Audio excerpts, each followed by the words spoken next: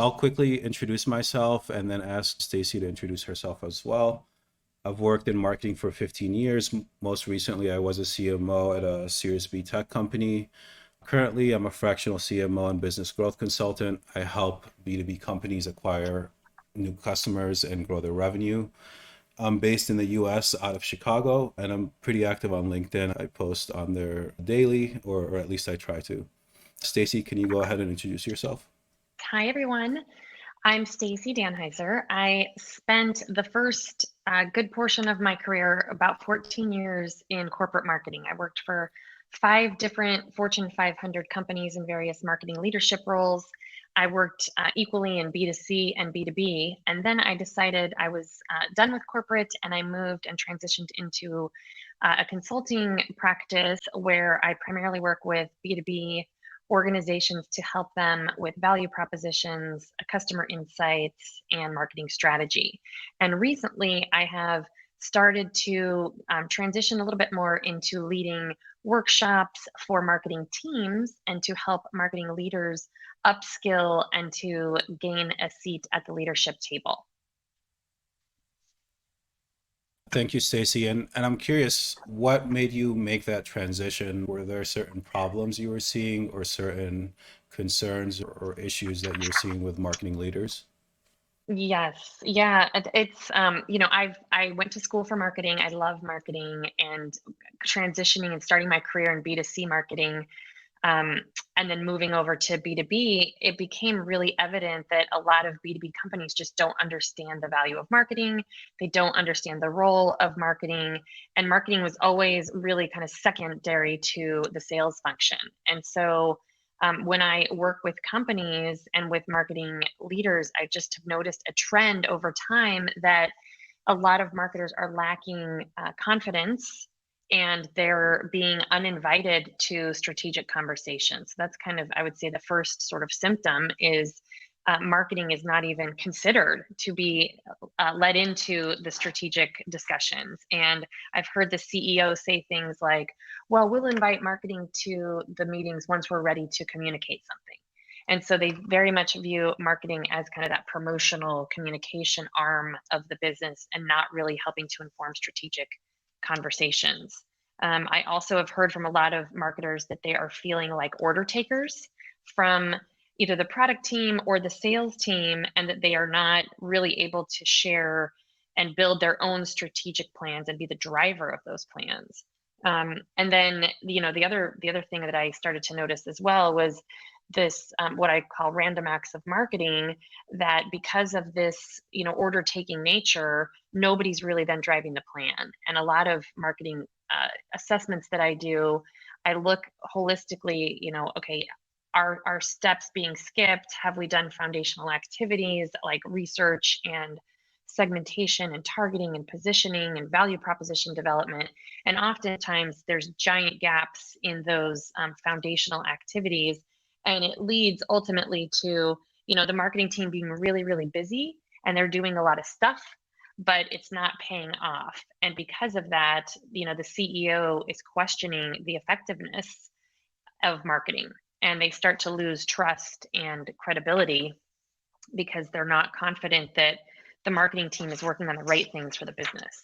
So, all of that, because I'm a marketer at heart, I really wanted to focus on helping marketing leaders overcome that barrier and that gap and start to, get back into those strategic conversations and to really be the driver, which I believe marketing, philosophically is the one function that can put themselves in the customer's shoes and should be representing that to the rest of the business. So that was kind of became a passion to help marketing leaders kind of who are struggling with this and who are working.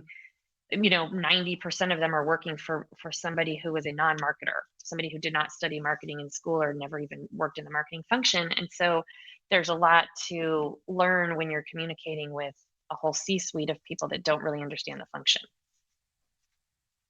Yeah, I definitely relate to that. Marketing, it's one of the few fields where everyone who's a non-marketer thinks they know marketing just because they see it everywhere. Mhm. Everyone has an opinion about it. I think design is a good example where everybody has an opinion on design, even if they've never designed anything or were never even held responsible for the outcome or the results of design or creative work they've done. As a marketing leader, like if you're not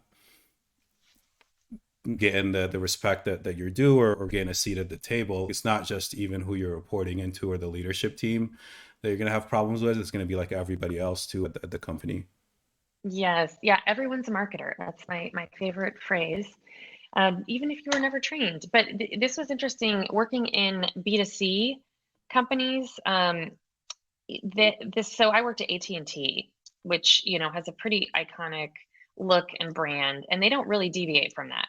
So it's really different going over to B2B, where maybe some of that legwork and foundational work hasn't been done to lay out specifically what the brand should look and feel like, and how does it show up in terms of communications and imagery and tone of voice and all of that.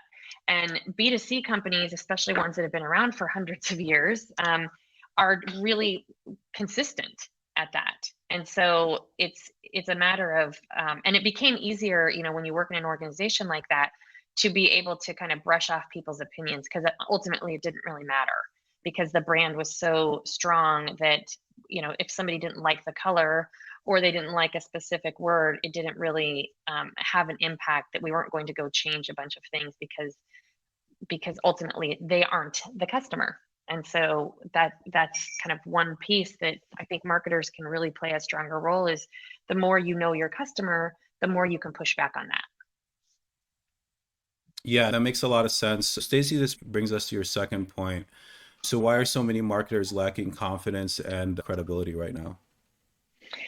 Yeah, well, the first thing that I've noticed over the years is that, the role of marketing has shifted so much, that it used to be the function that was building the strategy, and that was the voice of the customer, and really the liaison between the product team and the sales team, and going to market.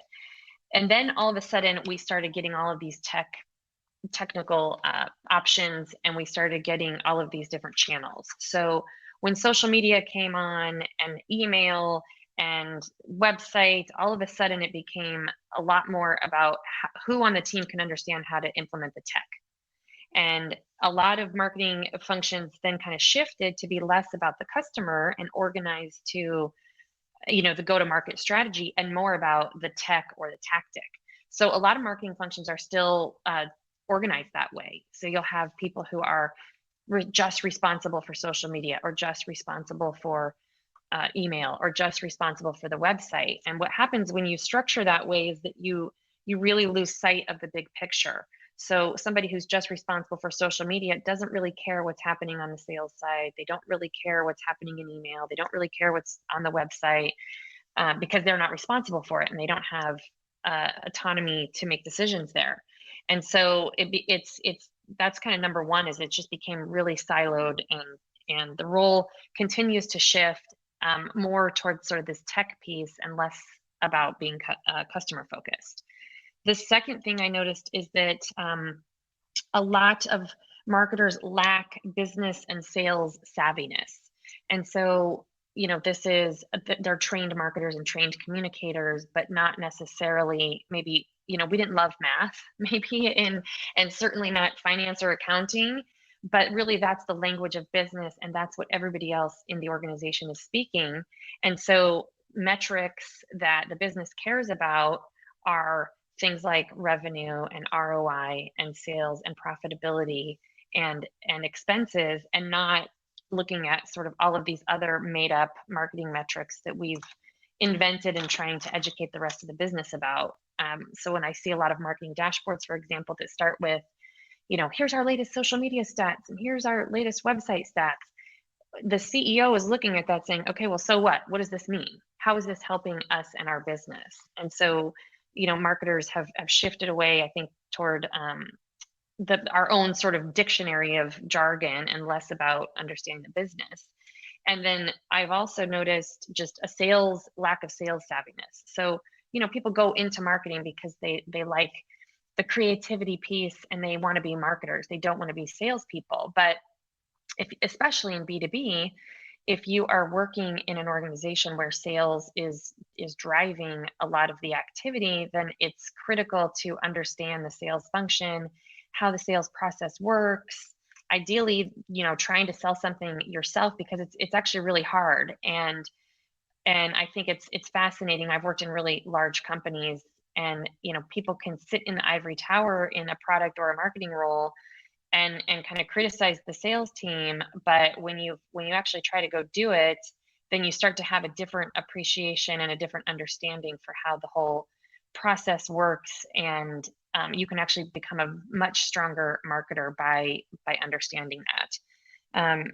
And then I think the last thing is that marketers, especially in B2B, have not focused on creating their own connection with customers and their own customer insights. So many of the marketing assessments that I do, for example, I review, and one of the questions I look at is, how is marketing research, how is customer research attacked in your organization? Most of the time, marketing has no budget for it. They're not in charge of customer research. It's kind of an afterthought, and they're getting all of their information from either Gong, video recordings, or secondhand from maybe sales interactions or customer service interactions. So they're missing out on the opportunity to play the role that marketing leaders really should be playing, which is becoming the voice of the customer internally. So when marketing starts to own that, and they come to the table with insights that nobody else is thinking about in the business, all of a sudden, everybody else kind of at the table sits up and listens a little bit more, because they need that information. And so marketers, that I think that's kind of one piece that I noticed as well from B2C, working in B2C for a long time. We would never have launched, and spent multi-millions of dollars on a campaign that was not tested and that wasn't grounded in customer research. So when I shifted to B2B, I was really surprised that our marketing budgets did not include customer research. And I eventually started to figure out that, okay, well, I have to make a really strong relationship with the sales team so that they will invite me to their own customer calls and customer meetings and customer events, so that I can have a one-on-one relationship with customers and start to hear what's impactful and what's necessary, so we could be stronger. Yeah, and that makes a lot of sense. And I think that's how then you end up with the random acts of marketing, where marketing ends up doing a lot of things, staying busy, but not really being able to drive business results. And then there's questions about, hey, does marketing need that much budget? Does marketing need that much headcount? Can we cut budget and cut headcount? And then if you're a marketing leader, you can't really defend your budget or your headcount. So, Stacey, then that brings us to your third point. What can marketers do to increase their confidence and credibility? Yes, well, I came up with a system that I will walk through, that I call the A3 method, and it's something that uh, is based on, I've worked with now probably over 40 different brands. Some of them big, some of them small, startups and Fortune 100 companies that have been around for over 100 years.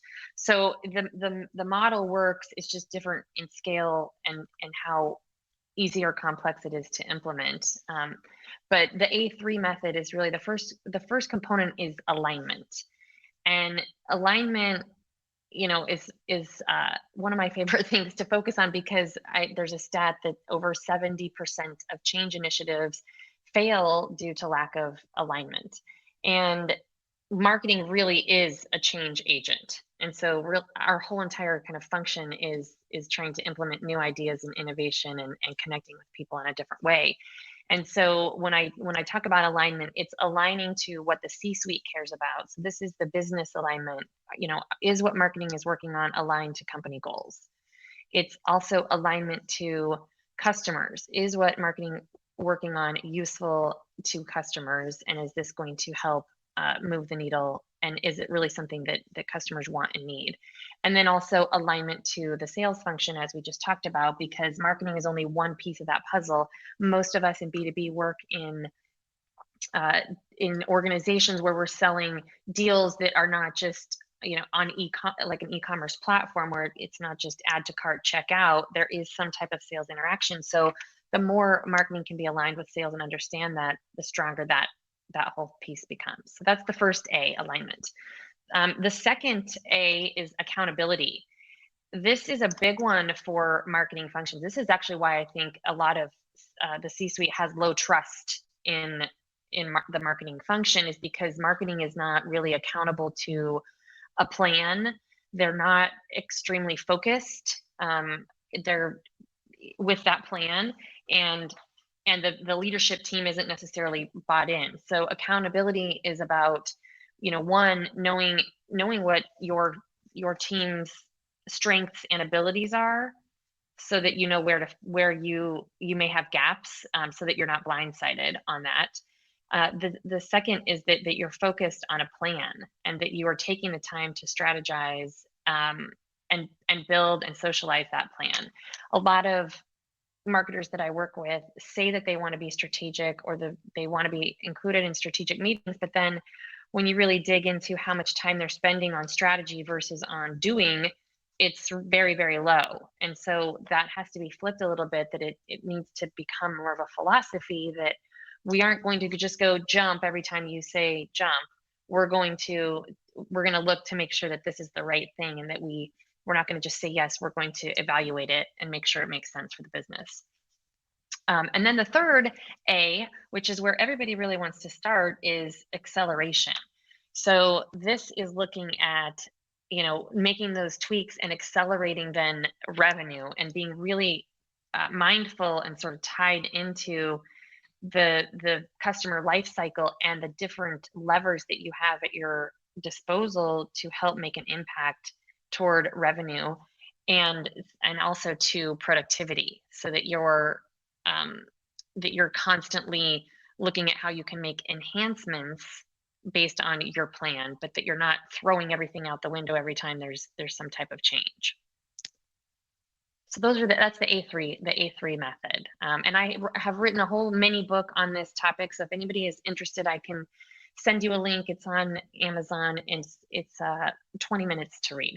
So it's very short, but it walks through in a little bit more detail, how to start looking at some of this, because this is, like I said, I do marketing assessments for organizations, and I see the same things, the same gaps over and over and over. So I've kind of outlined for you, how to avoid some of those gaps.